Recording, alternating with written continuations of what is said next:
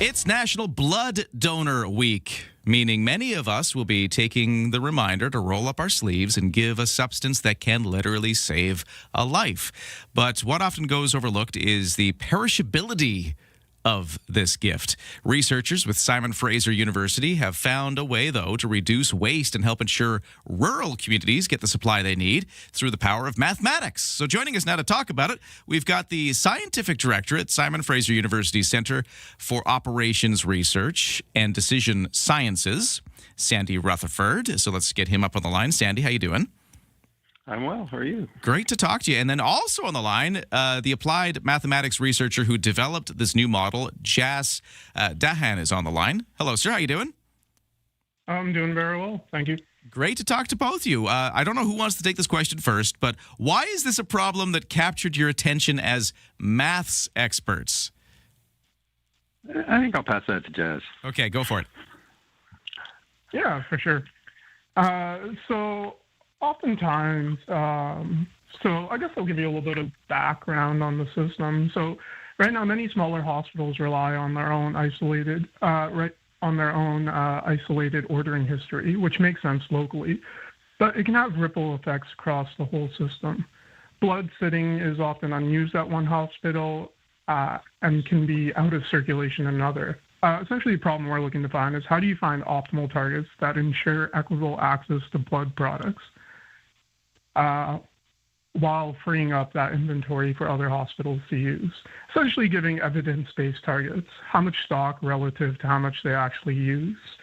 So it's a very real, has a lot of real-world impact. Okay, so, and again, I'm no math guy. How do you work this? Explain how this works. Yeah, for sure. So pretty much we built what I'll call as a digital twin, essentially a computer simulation that mirrors BC's actual blood distribution network.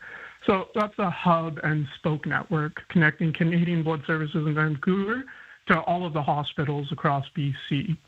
So that includes the smaller hospitals across the province.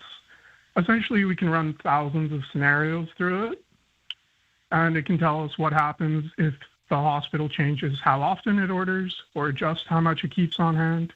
It also lets decision makers test policies and safety before implementing anything real.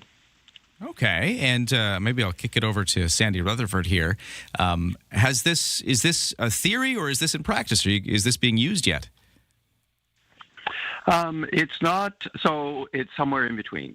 So we have been working with Provincial Blood Coordinating Office, and they've been using results of the model to kind of review their current ordering practices.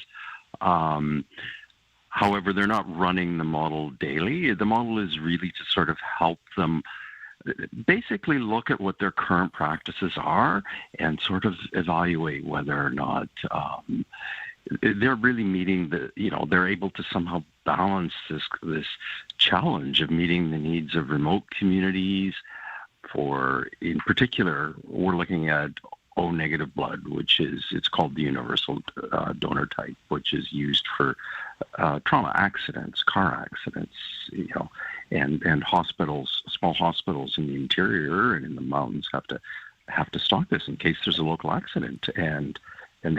But on the other hand, if there isn't an accident, we don't want it to go to waste because there's a shortage. So we're trying to just help them evaluate how their current ordering practices are working and look for ways to meet the needs of people in rural areas, but at the same time, protect the overall supply because the supply is very limited.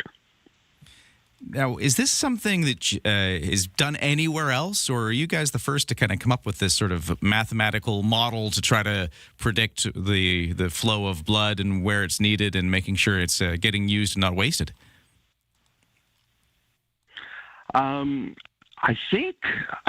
We're certainly not the only ones to look at this mathematically, but I think it's fair to say, I don't know, maybe Jas wants to jump in here, but I think it's fair to say nobody has done the sort of extensive level of analysis that we have, and in particular with the focus on rural communities and remote communities. I think it's fair to say that we're the first to do that, and it was largely, driven by the, Provincial Blood Coordinating Office reached out to us because of the unique challenges here in British Columbia with many remote communities. Oh, that's so cool. Neat stuff that's happening out there, and research that's happening here in BC at Simon Fraser University. Jas, I'll go to you last. What's next here? What happens next? Well, ultimately, we built a decision support tool, and then the next question would be around implementation. So that's the real challenge with any research like this, the translation to practice. We work directly with laboratory technologists and health authorities throughout the study, which we hope means the findings feel credible and usable to people on the ground. Well, we'll watch and see. Maybe this will be making its way more widely. It sounds like cool stuff you guys are doing at Simon Fraser University. You got Sandy Rutherford, adjunct professor of mathematics and scientific director at SFU's Center for Operations Research and Decision Sciences. And I've got Jas Dhahan as well, researcher, applied mathematics at Simon Fraser University, the guy who developed the new model. Great to talk to both of you. Thanks for spending some of your morning with us. Thanks very much. It was a pleasure.